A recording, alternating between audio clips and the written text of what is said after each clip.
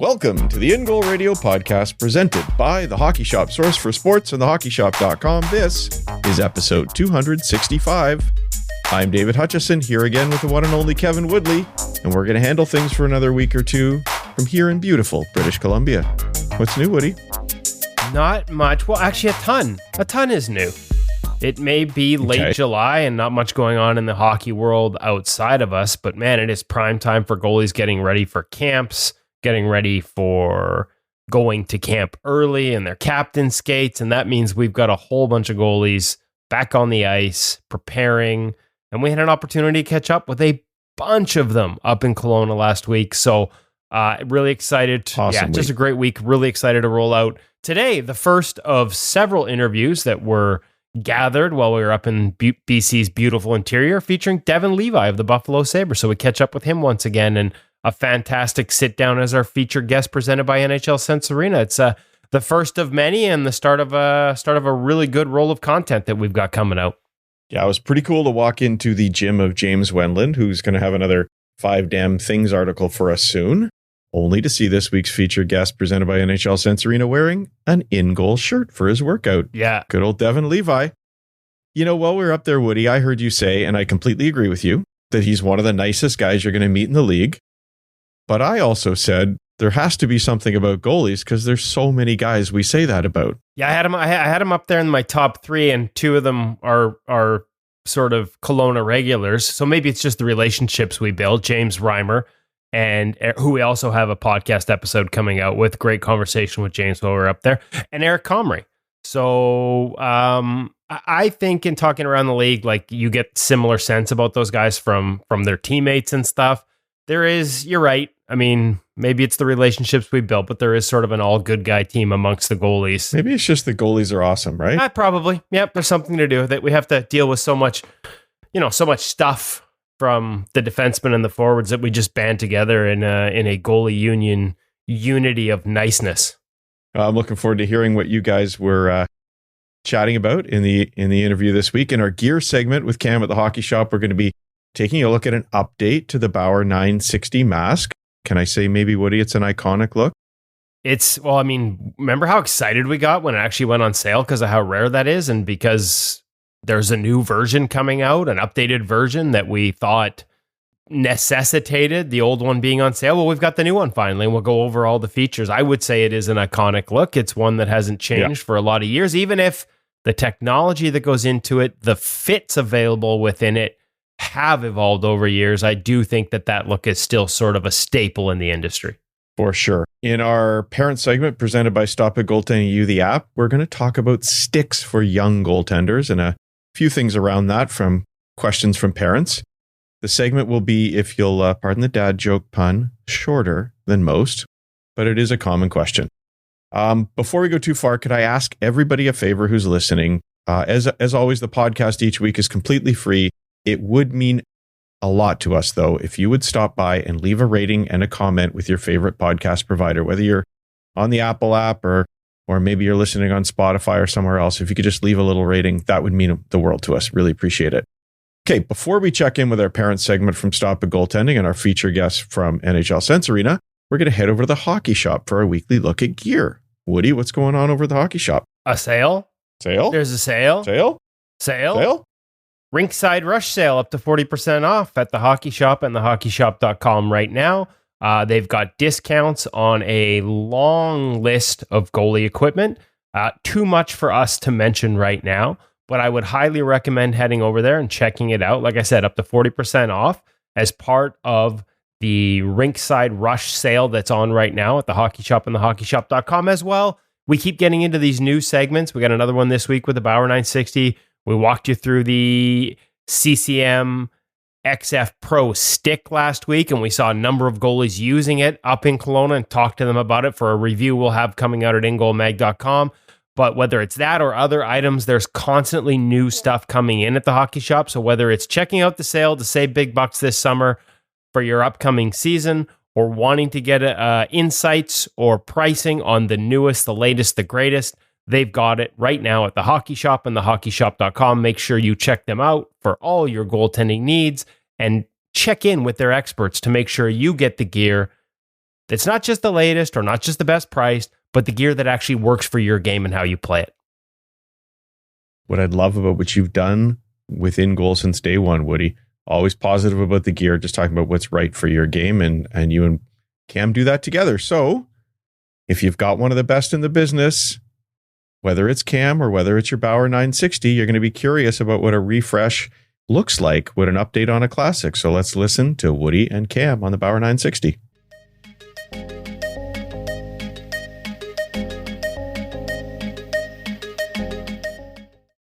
Welcome back to the Hockey Shop Source for Sports. Last time we talked to you about the Bauer 960, it's because the old one was on sale, clearing out space on the giant mask wall for the new Bauer 960. And I mean, obviously, when you look at it, it's got the classic lines that we've come to know for the Bauer. Guess what it looks like? It looks like a Bauer 960. Amazing, isn't it?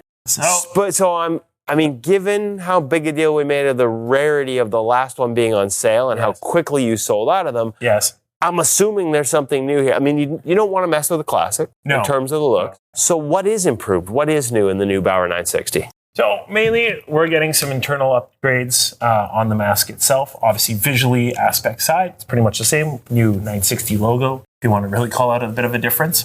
But again, we're going to be talking about the core of the mask itself. So Craybon is their new material taking over for Smack Wrap. Remember that? Smack Wrap?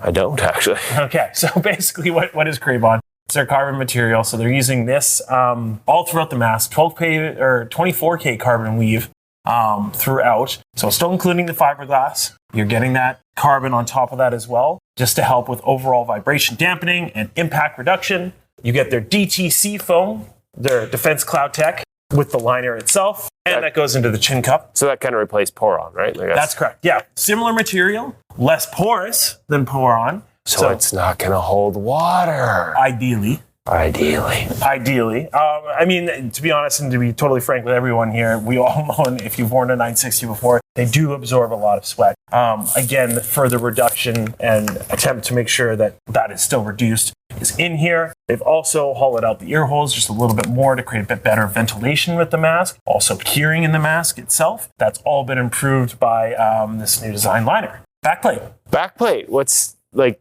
Is the design different? I don't have an old one because you sold them all. Is it just the foam? Nope. The backplate is different, designed to fit on your occipital bone better. That's the back of your head.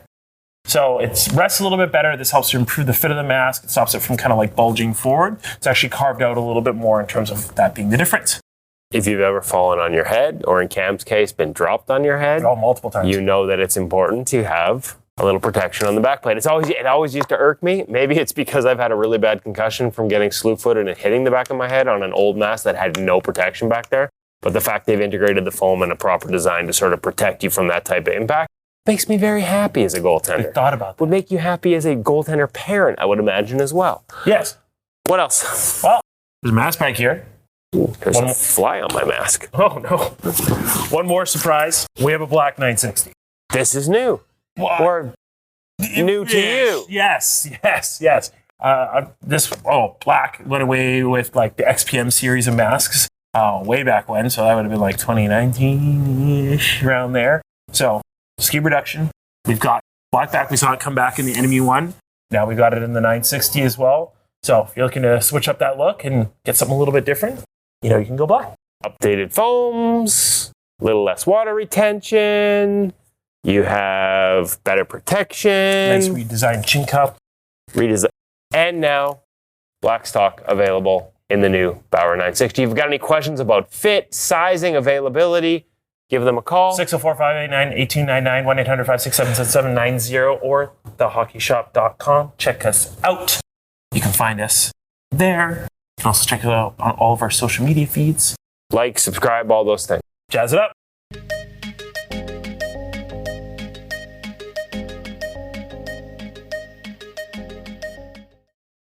Awesome, Woody.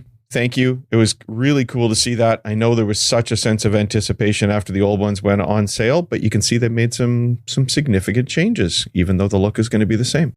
I mean, maybe I was looking for bigger.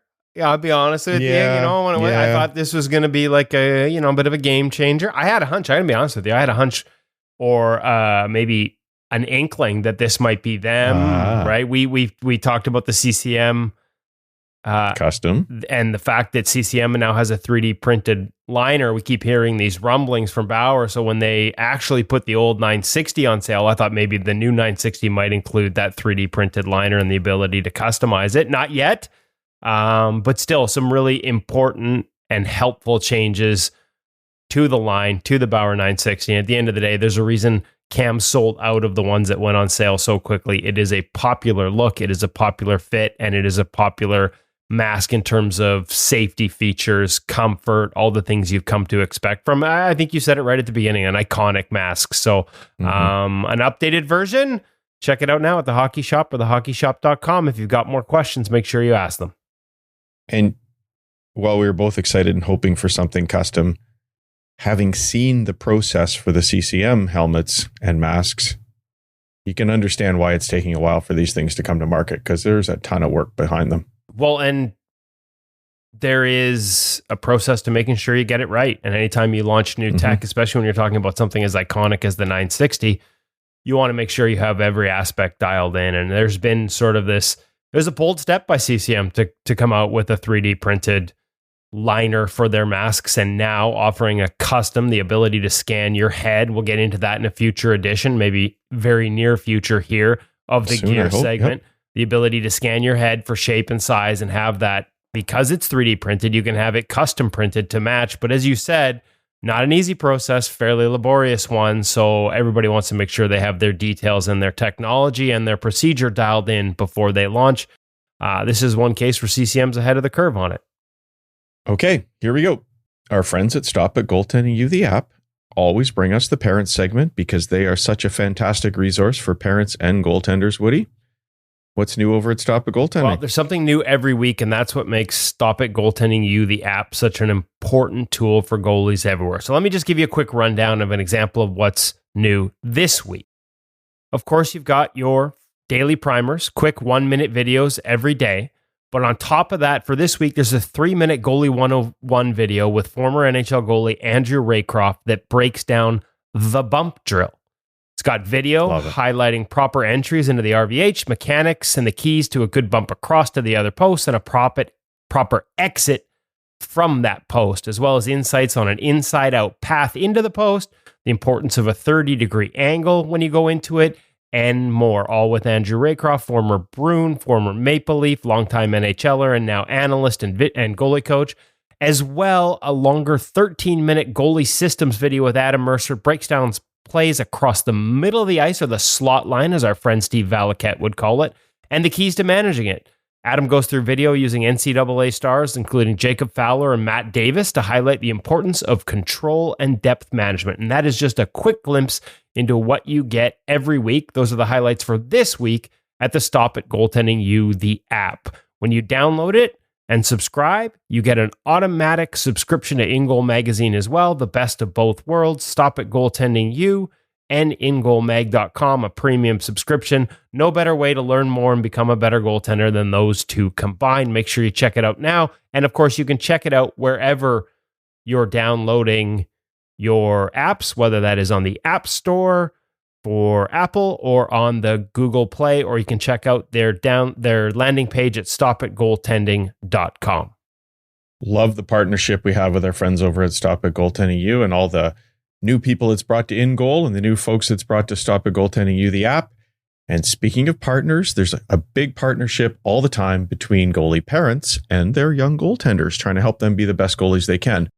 The segment this week, Woody, is going to be a little shorter. Well, I thought it would be, but I seem to have learned from the best in the business, so maybe I'll go on. We'll see what happens here. It fits, though, really well in the heels of last week's gear segment, because as you remember, you were talking about the CCM's XF Pro stick, and you and Cam got into it a little bit about balance and weight. And that got me thinking about one of the questions that seems to come in the most from parents, and that's asking about sizing the sticks for the youngest goalie. And more importantly, can you cut them down? How do you size them once you've done that? The truth is, there's no golden rule I know of for sizing a goalie stick. I know some people say a skater stick, should come up to the certain height if you're standing on your skates, maybe your chin or something. But we don't really have that same rule for goaltenders. But parents, especially if you've got the youngest goaltenders out there, often wonder, can they cut the shaft down? Because they get these huge sticks for their young kids and they want to make it easier to work with.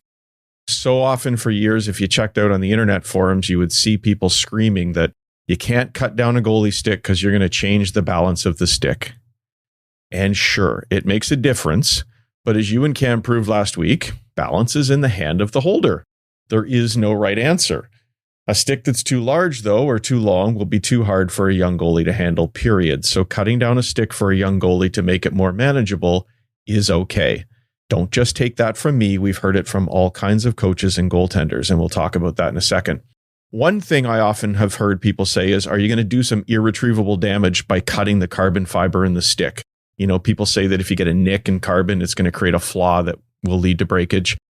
I don't even know if that's true anymore with modern sticks, but that's probably where it came from. All I can say is people cut them down. I have cut them down with a regular saw. I just pull that plastic plug from the top part that I've cut off and put it back in the shaft after cutting, and away we go. Now, I can't speak for what that's going to do for your warranty. Probably it is an issue, but having my kid comfortable on the ice has always been number one for me. Again, will it mess with the balance? Well, all the major companies are now making sticks with shorter shafts, and I'm not aware of any change they've made to the paddle to offset that in terms of the balance. In fact, you can go onto their customizers and get the identical stick in different shaft lengths. So I think that kind of proves the point that changing the shaft length is not the end of the world. Now, the XF Pro is following a recent trend with sticks being a little bit shorter. Bauer brought in the Hyperlight sticks that were shorter. True has theirs. It's the hazardous one, I think, isn't it, Woody, that they've cut down to make it shorter. This was all popularized, of course, by Carey Price, who cut his sticks down several inches and told us it was about better handling of the puck in tight around his feet. So companies first made that an option on the customizer, and then now they've made it stock with a lot of their sticks. So that happens to bring down the weight for those people who are worried about counting grams and so on. Now, on the other side of the fence, we've got parents who don't want to cut them down, and they want to buy a larger stick that will last longer as their child grows. I get that goalie is expensive, and when they're younger, the stick is less likely to break. So maybe you think you can get a couple of years out of it. And we all, of course, wonder about that old bigger is better. I remember Woody using longer paddles with that in mind. I'm, shall we say, average height, but I always used the longest paddle I could because of the size. We, and I'm talking about us older guys, used to size our sticks so that when we were in our stance, there wasn't any what we call double coverage. We'd use a longer paddle because we didn't want our blocker overlapping with our pads and our stance and covering the same bit of net with two pieces of equipment. And while it is okay to look bigger, probably is good to look bigger, proper save execution and mobility are way more important. So today the trend is to use shorter paddles, with NHL goalies we know going down to 25, even 24 in some cases, not to mention shaping the top of the paddle that lets them hold it even lower down, as you will have seen in articles over at InGoalMag.com with guys like Sergei Bobrovsky, Marc-Andre Fleury, who himself talks about Carey Price. Why? The number reason I hear is simple. How many stick saves do you make standing up? Pretty much zero. So now we like to size our paddle so when you're in the butterfly, you can hold it to make a stick save comfortably. If we were on video, we could show people what that's all about. But this isn't really a lesson on how to size your stick so much as it is just a bit of information that we wanted to share with parents to give them sort of permission to try different things and experiment a little bit. By the way, having your stick a little bit or your pad a little bit shorter also makes it easier to protect the crease in ways that we saw with that Bill Ranford video, for example. Look, if you're out there trying to save a little bit of money or you want to look a little bit larger by getting a larger stick, you're more than likely going to be impairing your kid's performance. You'll reduce their mobility, you'll reduce their ability to make stick saves, because the stick shaft will be more awkward. You can open up holes in the butterfly, and they're probably going to have trouble learning to handle the puck too. If it's about money, and I get it, may I suggest that if you're in the sizes with kids where there are different options, it's okay to go for the more affordable sticks. They might be a little bit heavier, but only to an absolutely elite goalie are they going to know the difference. And most of us will be just fine in that lower price point. Maybe it even makes it easier to get sticks more often as your child grows as a result. So size it properly, and maybe next year, if it's time to get something larger, you could look at even selling that old one to a family with a younger goaltender. Of course, if you're that age where the shots are hard enough to go through multiple sticks a year, just get the right size. As I mentioned, it's almost impossible here to tell you, though, exactly how to size them. So give Cam a call or drop by the hockey shop or your local retailer. Talk to somebody who knows what they're doing, and they will help you get your kid sized properly for a stick. I would say that at the ages where you're most likely to have to cut it down, because if you get to you're getting into that taller, closing on 6 feet above the hutch average height, just a bit. You probably can get it at a length you like it with so many options, as you mentioned, of shorter sticks. So if you're cutting it down for younger kids, probably not at a point where the shot velocity is breaking it anyways, in terms of voiding that warranty by doing so. Just one thing to consider. Also true. Yeah.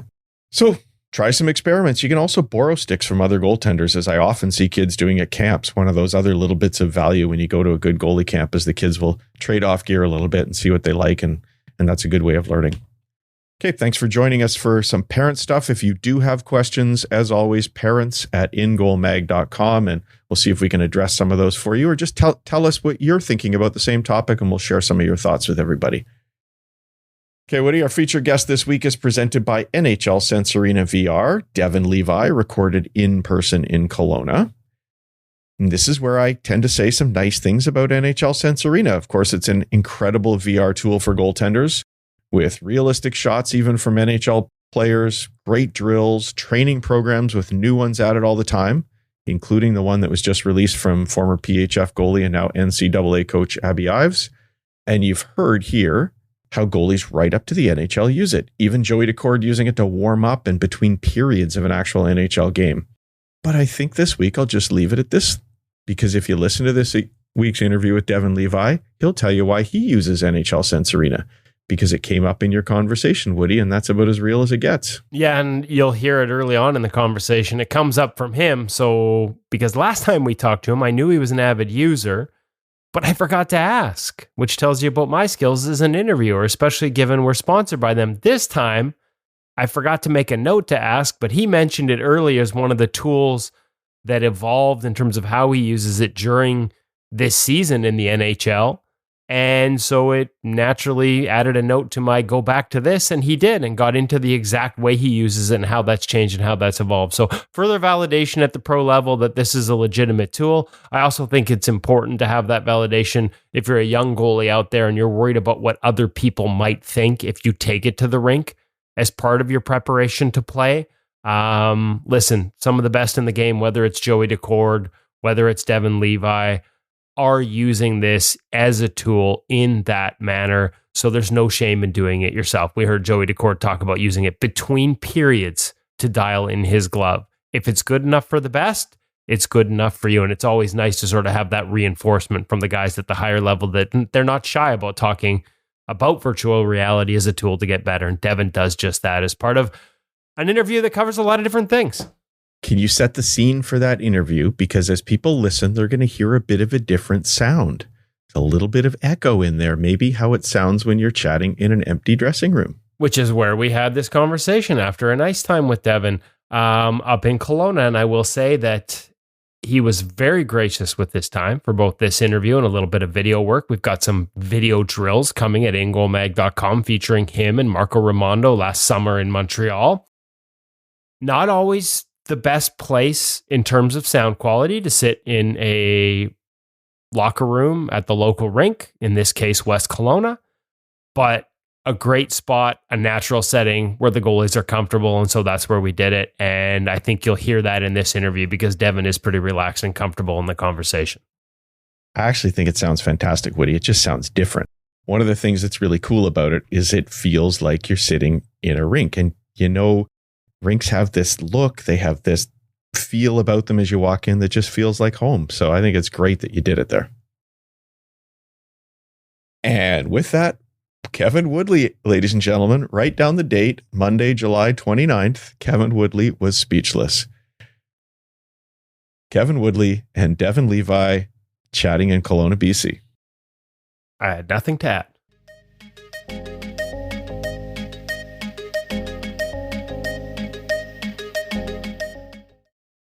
Really excited to welcome back to the InGoal Radio podcast. Second time, and in just less than a year since we saw you in Montreal. Devon Levi, coming off your first full pro season. I want to talk about the lessons from it. Looking back, what stands out to you? Yeah, I mean, it was a great year. Learned a lot. I thought I got a lot of experience. Playing a full season is definitely different than playing 7 games at the end of the year after my college year. So, and just schedule wise, I would imagine. For sure. Honestly, that was probably the biggest jump. I think I played 50 games this year, which is 15 games more than I think I've ever played.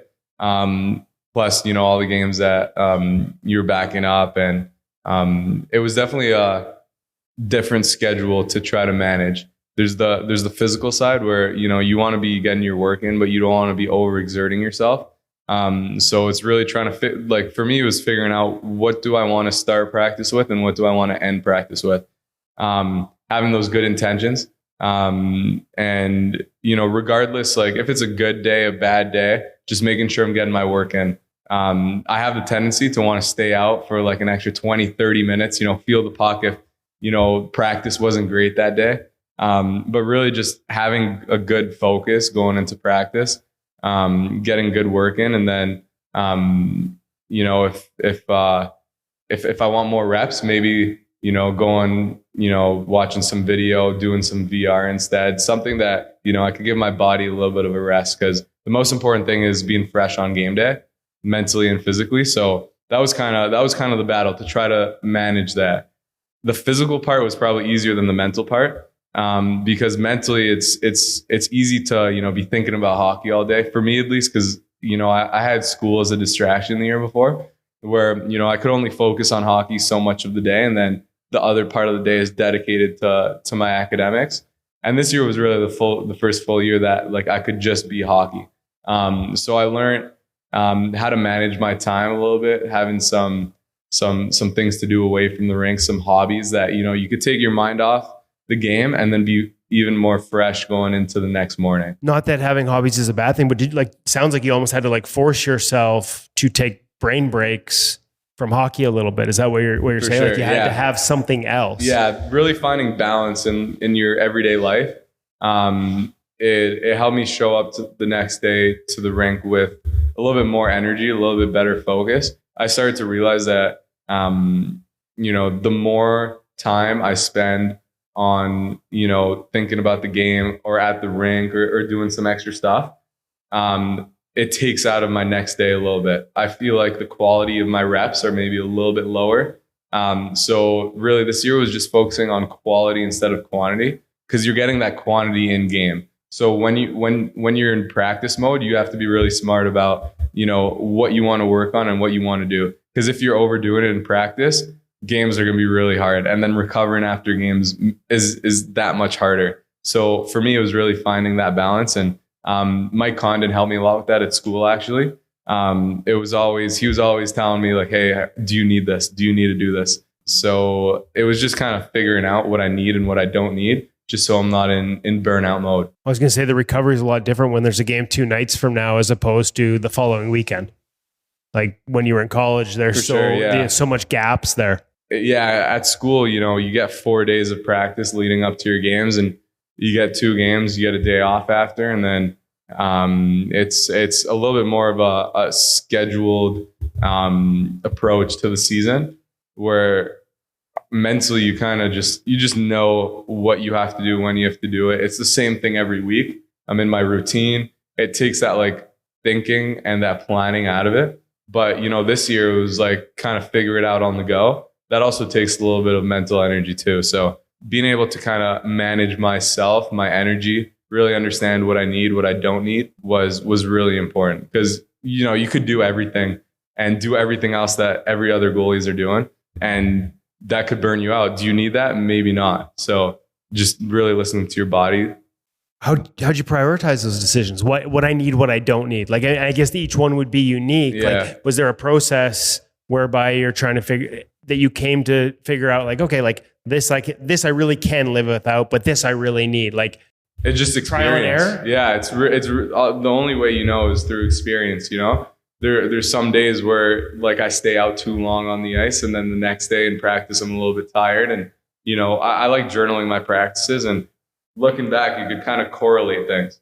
The day before, if I didn't get enough rest, maybe not enough sleep, maybe not enough time doing something else other than hockey, maybe the next day is the quality of the next day, like reps wise, is a little bit lower. So just trying to find those patterns and what results in good performance and what results in maybe a little bit less good. Okay, journaling. You're not the first to talk about it, but sort of, again, understanding what I did that day so that you can see some of those patterns. What does that look like for you? Like after practice, just jot things down, or like just so for the young kids, like, okay, journaling sounds like a great idea. I've heard other guys talk about it. How does it manifest itself for you? Yeah, I think it's great for me because it's easy to get like stuck in your day rather than taking like a zoomed out approach on your week or your month type of thing. So, let's say at the rink, you don't have a great day, kind of journal it. What did I do in the morning? What did I do the night before? Whatever, you put that down. And then obviously like, you can't just look at this one day and be like, oh, like I got 8 hours of sleep yesterday, so I got to get more sleep. Like, you don't know if it's your sleep. You don't know exactly what's causing the bad day. Some days you just have bad days and you do everything right too. But it's really that over time, like where you start to see patterns is when you could kind of just start chipping away at them. Okay. It's hard to diagnose on the spot. Like you're not gonna really know just looking at that one day. So having that like zoomed out approach is helped me a lot. Well, and again, I was just gonna say that, but if you don't write it down daily, you don't have the ability to go and look back. Yeah, and you're not gonna remember like what you ate the night before, or what you were doing 2 weeks before a game, or like the week before. So it's important to do it daily. Yeah. So it doesn't have to be overkill. It's kind of you jot down the most important things. What I do is like I write my focus down before I go on the ice. What am I going to focus on in practice? And then kind of like a little summary of how the practice went. And how you felt? How I felt, what happened. Did I stick to the plan? Did I change it a little? The next day I'll write my new plan. If it changed a little, then I'll set a different intention, or it's the same intention. Then you end up looking back and you're like, okay, when I was going through like this rough patch, this was, what I was thinking about in practice. This is what I was working on. Or, I had a really good few weeks here. My practices were really good. This is what I was thinking about in practice. So kind of trying to correlate those things. And then, that's kind of the on ice stuff. And then you could do some off ice stuff too. Like, what are you eating? How much you sleeping? Kind of like those kind of daily habits. Figuring out like what time you woke up, like maybe you slept in a little bit longer. How did that make you feel? 2-hour nap compared to a 20-minute nap on game day. Just like jotting down like information about your day. And then, sorry, I was going to say, is it harder to stick with certain schedules as you start to travel, and especially depending on where you are? Sometime in the NHL, sometime in the American League, like buses, planes, different sort of the ability to regiment your schedule and make sure you have that nap on a game day. Whereas I know sometimes on the road in the A, you can be traveling and, guys will show up at the rink and guys have told me it's harder to stick with things there. Like, do you learn through some of those lessons too? For sure. I think there's a lot of like change on the fly, right? Because you don't really have, again, especially from college yeah, for me at least, I didn't have a great feel of like how my week was going to go. Like I look at my schedule, like in college, I it's the same schedule every week. I have a week that I was burnt out by the end of the week. I need to tone it down a little bit, but, or maybe like I had a lot left in the tank. Like I wasn't ready for a day off after that game. Like, I could have maybe put a little bit more into my practices type of thing. You get a feel for that because it's the same thing every week. But in pro, you don't get to redo the week and like get another chance at it because every week's different. Right. Sometimes you're playing on the road, home, you got back to back, or you got like a 3-6. Like who knows? The schedule is completely in flux. You're changing your opponents too. Different travel places, different time that you're going to bed, waking up. So there is a lot of moving parts that they're hard to micromanage. So being able to be comfortable is definitely a challenge because there's a lot of extra things that are uncontrollables. So that's why it makes the controllables even more important. Like dialing in what you can control, your days off or your days at home, it makes it that much more important just to have some sort of routine. You mentioned hobbies. Was there anything that you can share? I don't want to put you on the spot. Yeah. Actually, I probably should have asked before, but what did you find that you like to do? Like, is there something new that like jumped out at you that was like, hey, haven't done this before? Did you read different things? What jumped out for you what's a good distraction for you from the game? Because I know you're a thinker too. So yeah.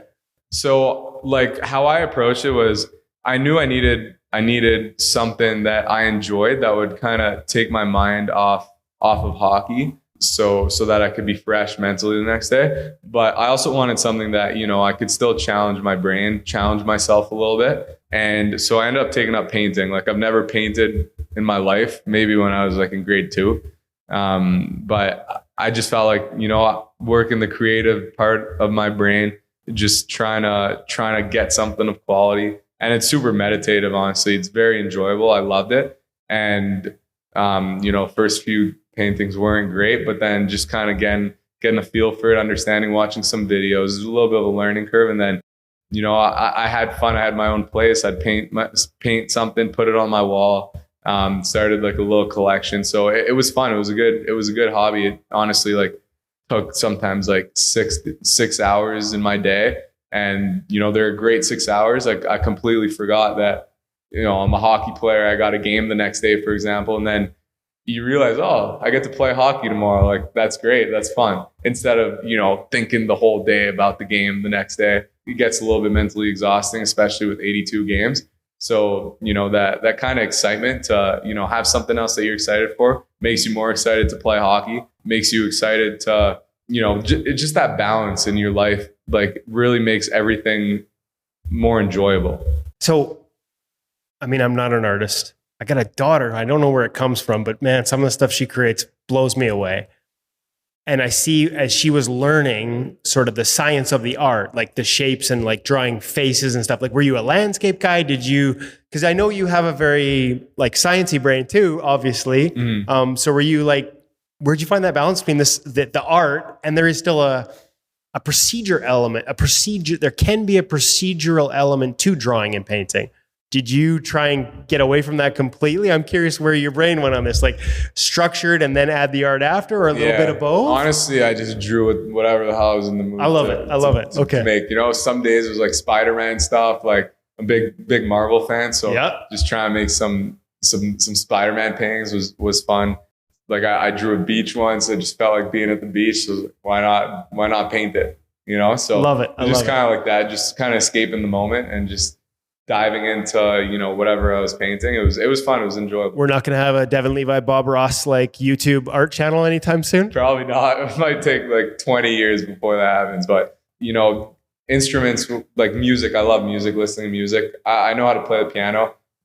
Not very well. Just I learned off of YouTube. My dad taught me a little bit. I did not have a piano this year. I wanted to learn guitar, but I wasn't ready for the challenge of picking up guitar out of nowhere. I think that'll be a next year thing. This year was like painting. Next year will be guitar. But I did get an Xbox 360 and got all the Guitar Hero games. I was just playing that. It's a great way to, still like work some hand-eye stuff and, listen to some music that I like and remind me of my childhood. Still get to play a little video game, keep it a little,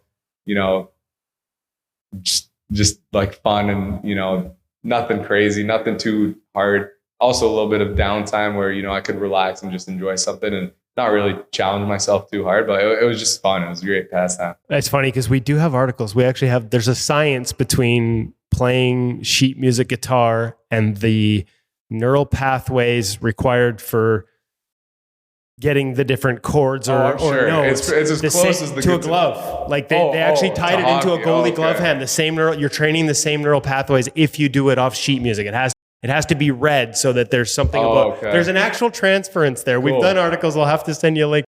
But it sounds like... I thought you were talking about Guitar Hero for a second. I got a little excited. I'm going to play 8 hours of Guitar Hero tomorrow. But it sounds like you really discovered the importance of not being a goalie all the time. Because you're a guy that I know, talk to Kondo about it too. Like that, like you're so dialed in on everything. You need to give yourself a break. For sure. The season definitely gets long with 82 games. It's a great season. It's definitely manageable, and you can enjoy it like crazy if you approach it the right way. If you're killing yourself and burning yourself out, it does feel long. So really having that balance, being able to stay in that flow, just like flow through the days. By the end of the year, like on practice games and game days, like I kind of treated them the same. Like going into morning skate kind of felt like a practice day for me. Just, get some work in. I go take my nap, and only once I wake up from my nap, it's like it's game day. So it keeps that like, I'm a little bit fresher mentally, not really trying to focus on the game too early in advance, kind of just have that playfulness and, be able to just walk into the rink and do my thing, not really have to think about it, let it just happen. Because, thinking about how you're going to perform for 82 games is a lot of thinking, and it's definitely a lot of mental calories throughout a season. It all adds up. So, just trying to be smart with the amount of mental calories and physical calories that you're burning. I love it. What stands out? Like you said, you had your taste, right? Like you got an understanding of what the NHL was like the year before. Are there memories that jump out from this year? I don't know if you're a guy that's reflected. I mean, it's your first year of many, but do you look back at this year? Are there moments or memories or things that jump out at you as like, wow, this is my first time doing this. That was special. Or moments where you found yourself taken aback at all by where you were? Yeah. I mean, for sure that Montreal game, I was taken aback. Felt super, it was so easy to be in the moment during that game because it was so special. How many games did you watch there growing up? Oh, I mean, my family and I went to definitely a few games every year for a good amount of years. So I was in that building a lot. Very easy to be present in that building because, there was nowhere else I wanted to be in that moment. So it was a super special experience. Loved playing in that rink. It was a great year. There were a lot of really cool moments, a lot of ups and downs. And it was interesting seeing how, those downs evolve into an up, it's pretty cool to see how the challenge and the adversity that you're faced with on one day is the reason why you get to climb that mountain the next day. Can you give me an example? Are you comfortable giving me an example? Yeah, for sure. So the first time that I got sent down to Rochester, I didn't expect it.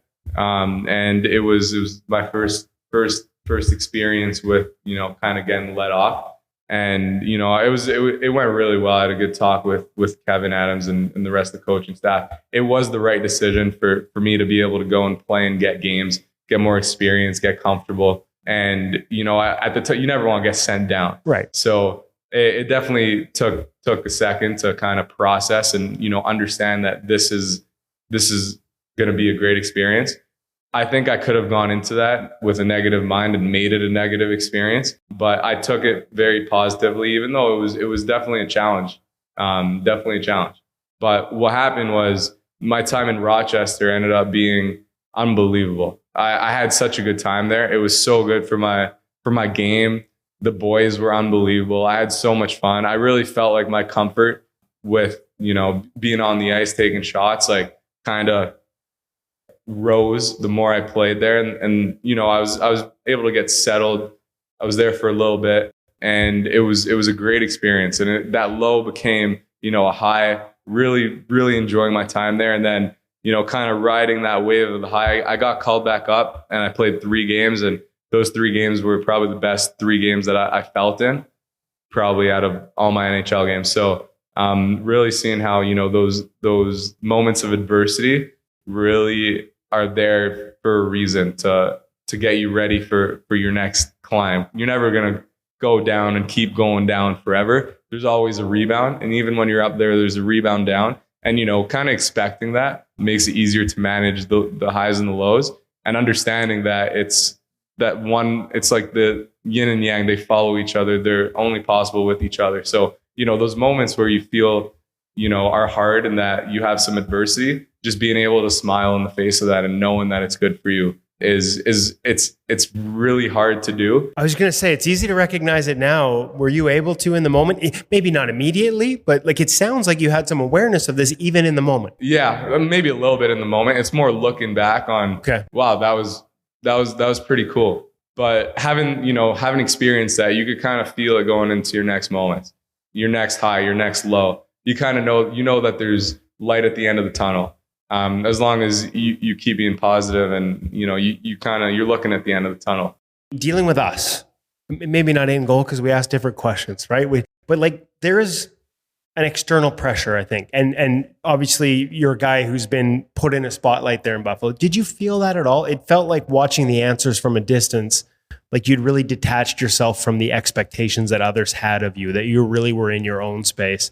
Was that easy? Am I right in that? Am I reading that correctly in terms of when you're sent down, you're disappointed personally, but there just seemed to be a lot of attention around you and where you were, whether it was the right decision. Were you able to sort of keep that at distance and just focus on yourself? Is it harder than maybe people think? Yeah. So, I mean, those difficult moments, like I feel like I have a pretty good outlook on, myself and kind of how the season goes where, that it's not going to be all pretty and it's not going to be all ugly. There's that balance between the two. Obviously you want things to go better than not, but, understanding that, it's okay to have a bad day and just kind of learning from it, like from like a bystander perspective, like not being in it emotionally, being able to detach emotionally from situations and just look at them as a learning opportunity. That's probably the biggest thing that helped me this year.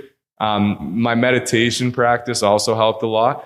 Just really being able to detach from moments emotionally, and just understanding how to have perspective on certain things, whether I'm in the game playing and just letting the goal, or if it's, if I'm at home after a bad game, even after good games, even after a great save, having perspective, like zooming out and really seeing like the whole picture, but not too big where like you're thinking about like everything. Expectations, what coaches are thinking, what fans are thinking.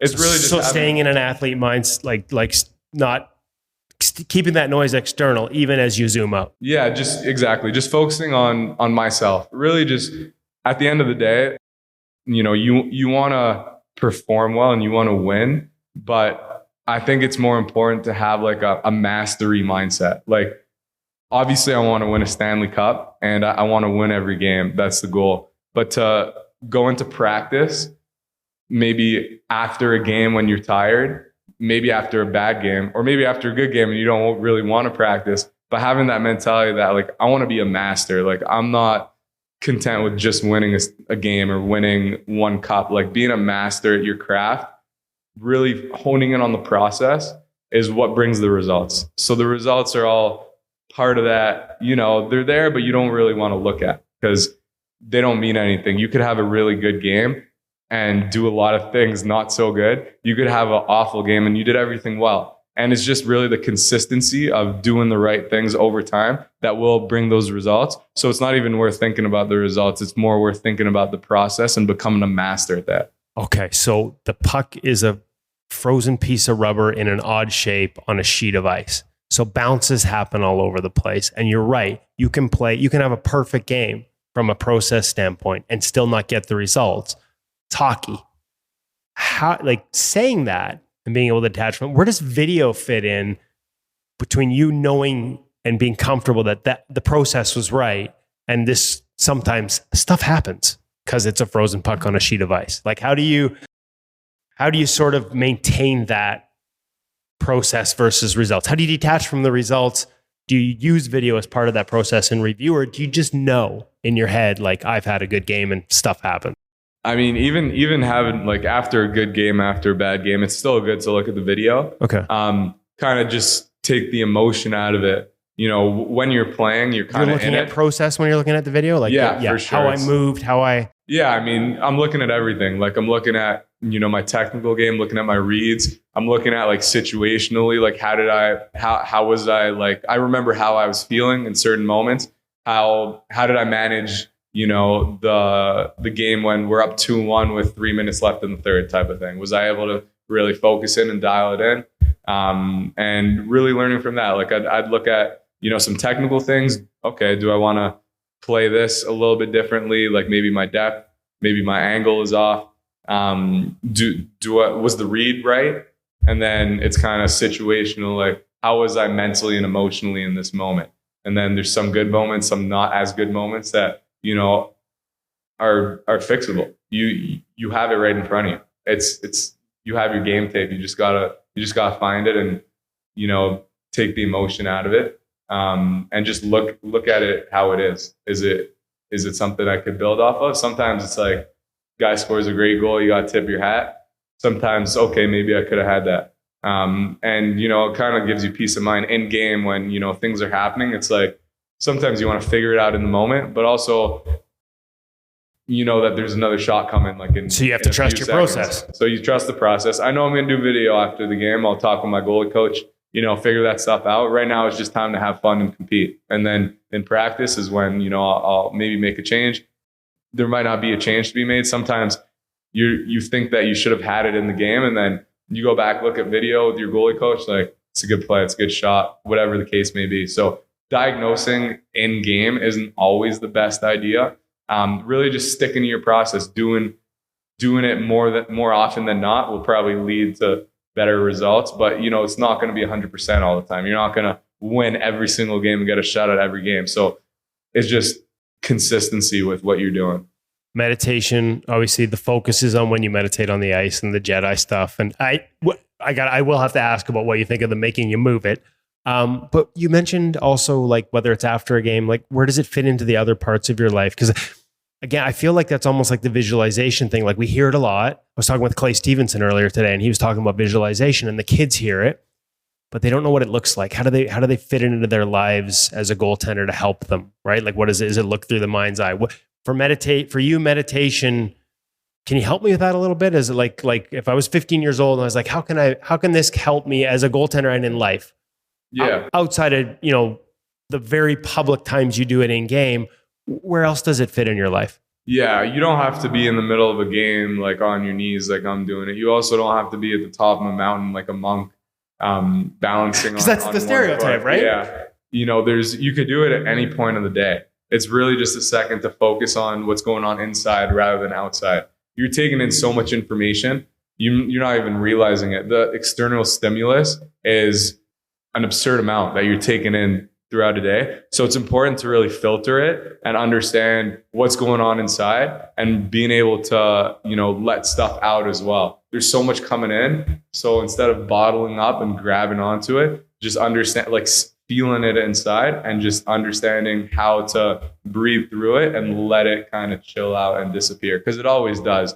You're never going to be mad forever, and you're never going to be happy forever. There's like the balance, the ebbs and flows of that. So, but really understanding how to kind of let it in and out rather than holding all this stuff that's coming in is pretty important. Because, you know, that feeling that you get after you let in a goal, it's like, but if you're able to kind of let that in and out as it comes, like flow in and out of you don't even realize, but next puck's coming and you're dialed in on it. And like, sometimes I'm not even aware of it. It's just from my practice doing it at home that, you know, sometimes something that you don't like happens and it doesn't really affect you as much as it did the day before. It's definitely something to. So it's like everything, like it's a daily practice. It's a daily practice, something to do every day. It could be 2 minutes, could be while you're in traffic. It could be at any point. Just taking a second to look within and see what's going on inside. Okay, you mentioned earlier, I got to touch back on this real quick because I didn't last time and I could have gotten in trouble here. Sensorina, still using it? Yeah. I'm curious how, because we've seen it evolve for guys like Dak. Joey Decord told us he used it in an intermission once. Didn't feel good about his glove. Just went and put it on, put on the cannon, went back in the game and just felt really good about his glove and how it felt. Cool. That's interesting. I thought that was a cool step. How does it work for you? When are you still? I know you're still using it, but how does it fit into your world as a professional goaltender? Yeah, I think it's a great tool to have. I mean, I've used it for multiple different reasons this year. I've used it before going on the ice. Sometimes like you go on the ice and you feel like you need like 100 warm-up shots before you can start practice and before you're really seeing pucks well. So that kind of just, you know, trims that time down. You're already doing some tracking stuff, some movement stuff. So getting on the ice, it's kind of I already feel like I'm warmed up mentally. Maybe not physically, you know, you're not like doing crazy movements. It's more just like trying to set your intention for the practice and just kind of feeling the puck so that when you go in, you just do a few movements and your body's warm, you're ready to practice. And that's how that, like, this tool is honestly great for taking load off your season. Like, you could reduce your warm-up time when you're on the ice. You know, there's days where maybe you want a little bit extra work, but, you know, it probably wouldn't be beneficial for you to stay on the ice any longer. You get off the ice and you put the VR goggles on, take some shots. You know, it's super easy on the body. There's so many different ways to use it. Those are probably the two that I used it most on an off day as well. Just get some reps. It was great to get some reps too. You know, after a game that, you know, you feel like you want to work on something right away, just putting it on during the off day if you don't have a chance to skate.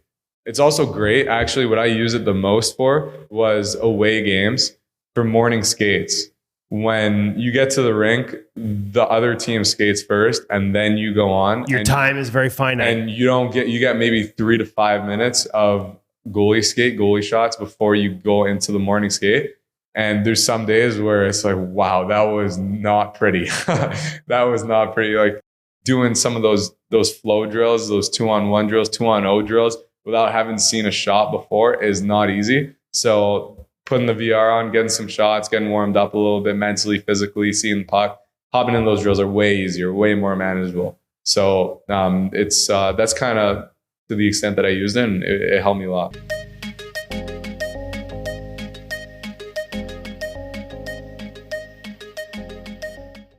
Such a well thought young man.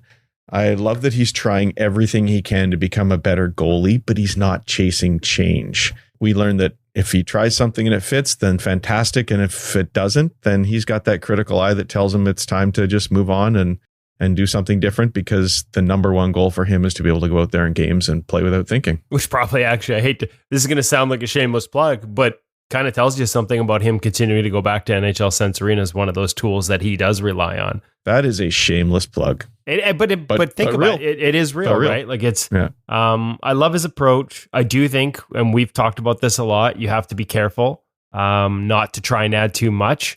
There seems to be a real balance, a real eagerness to learn and to make sure he's aware of all kinds of different options off the ice, on the ice, different tools, you know, whether it's with Adam Francilia, whether it's with James Wendland, whether it's with Grace Withun last summer. He's always looking for different things. And I'm sure from each, he takes pieces that he incorporates into his routine, even if he doesn't necessarily end up going back to each and every one on a regular basis. There's always a takeaway, and he's always looking for ways to get better without wanting to overwhelm himself with too much information or things that, you know, down the road, he might decide, man, I'm thinking about this in a game rather than just playing the game. So, fascinating young man. I love his approach. I think it's going to serve him well for a long time in the National Hockey League. And I love that he's so open about sharing it with us, because I think there's a lot of lessons that young goalies and even goalie coaches can learn from the way he looks at things and approaches both his offseason and once he gets into the season. Another person who seems to approach things that way would be Kristen Campbell, who we bumped into in multiple locations in Kelowna. And she even brought up after a session with James Wendland, there's so many things that everybody wants us to do every day to become the best goalie we can. You really have to filter what you're doing. Yeah, and that's a great sort of reminder that we've got more with Kristen coming up. We ran at InGoalMag.com. If you're a premium subscriber, you can check out the crease movement pattern keys and tips that she gave us after reviewing footage from her PWHL Toronto practice with goalie coach Brad Kirkwood, of course, the PWH Goalie of the Year. We'll have an interview with Kristen coming up here on the InGoal podcast in the coming weeks, as well as lots more of those drills and insights from her. You're right. She's another goalie that has really found a nice balance, always looking for ways to get better, but cognizant of the fact that if you chase it a little too much, you can get caught doing nothing right because you're trying to do too much or too many different things. It's an interesting balance we see between goaltenders that we meet. You have those like Devon and Kristen that are always looking for something that can help them become better. And as we said, sort of filtering it to know what's right for them. And then you also see a lot of folks that are set in their ways. I know what works for me. I'm not going to change very much here. Right down to I'm not going to change the strapping on my pads that I had 20 years ago. But at the end of the day, it's always about being true to yourself and being able to know who you are and what helps you play the best. Well, and I think that can vary depending on the stage you're at in your career, right? So For sure. For Kristen, sort of the opportunities and the different voices she's been exposed to has changed, especially with the evolution of the game, the more professional nature of the PWHL. For Devon, really young in his NHL career, we may find in our conversations with him 5 years from now that he's tried a whole bunch of different things and he's locked in on the ones that work for him. So I do think that can evolve over time and depends on the experiences that a goaltender has. And I think in some ways, unrelated to those two, it's why, we get that old cliche about goalies take longer to develop. I think it can at times just require more touches, more exposure to more different ideas and more different organizations before something might click that becomes their foundation. And there's a number over the years. Look back at the Charlie Lindgren interview, right? Like great coaching throughout, but there was something that clicked with the messaging, the wording, and the specific technical advice that was being given in St. Louis that he has made a foundation of his game. And it's sort of skyrocketed him from a guy who, was playing well in the American Hockey League to a guy who's now a number one goalie in the National Hockey League. And so sometimes the ideas don't even change. The concepts don't. It can be just the way and the voice with which they're presented for some goalies. And I do think there are so many different ways to play this position. Sometimes it takes a while for goalies to find the one that clicks for them through no fault of their own. So the idea of embracing more voices and not being stuck in your ways, especially early on in your career, I think is an important one. It's interesting. It's definitely something we see in teaching. You don't have to feel bad as a teacher that perhaps your way doesn't get through to a particular child the way another teacher does, because it's going to be reversed for somebody else. We all have different styles that fit with different students. I think you might also, in a roundabout way, be uncovering a little bit of the reason that it takes goaltenders longer to develop. For sure, we need that experience of reading the game more than anybody else, and I think that's a piece of it. But the lack of goaltending training available as you're younger and growing up surely delays that as well. As you're saying, a lot of these things they're being exposed to only as they get a little bit older and get more access to some of these top people. Young goaltenders, 5, 6, 8, 10 years old, might not have access to as many great concepts, although we're doing our best to share what we can with them. Yeah, and some of these concepts may be irrelevant at 8, 9, 10 years old anyway, so they may be tactical things that don't apply till you hit the higher levels. I'd go back to some of the thoughts on what we see from overseas where goalies are sort of focused more on the raw skills side of things and don't add the tactic or the technical until a later age, and some of the benefits we see in that approach. Not saying it's the only approach, not saying it's even the right approach, but it's an approach that in recent years seems to have paid off, especially for goalies from, say, Russia is one of the examples. So listen, at the end of the day, whether you're Devon Levi, Kristen Campbell, or an 8, 9, or 10-year-old goaltender, there is no one way to play this position. And so keeping your mind open to new voices, that's to me the takeaway. If I'm going to different camps, if my goalie coach changes because I've changed teams, not to just be so rigid and stuck in your ways that you say, no, this is how I've done it always. I'm not listening to you because my guy says this is how we do it.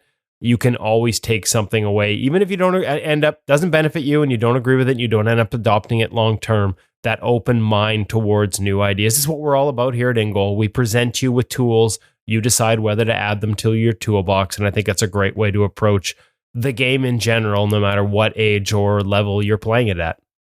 Well, it's a real privilege for us to be able to learn from so many goaltenders and so many coaches, and to be able to share that with all of you. I think it's one of the things that makes the position great, as you said, Woody, that there are so many ways of doing things and we can learn from so many people. So it's our privilege to bring that to everybody. Anything else going on for you this week before we send everybody back to their TVs to catch up with the Olympics? I'd just say that there's a whole bunch more where this came from today. We mentioned that we were up there. We've got several interviews. Clay Stevenson was a fantastic interview with him. Washington Capitals prospect playing in Hershey this year, coming off winning a Calder Cup American Hockey League championship with the Hershey Bears. We've got him. We've got so much queued up there. And also, online at InGoalMag.com. We talked about the Kristen Campbell article. We've got drills coming from Devon Levi, as I mentioned earlier, from our time with him in Montreal last year. We finally had a chance to review them with Devon when we were in Kelowna.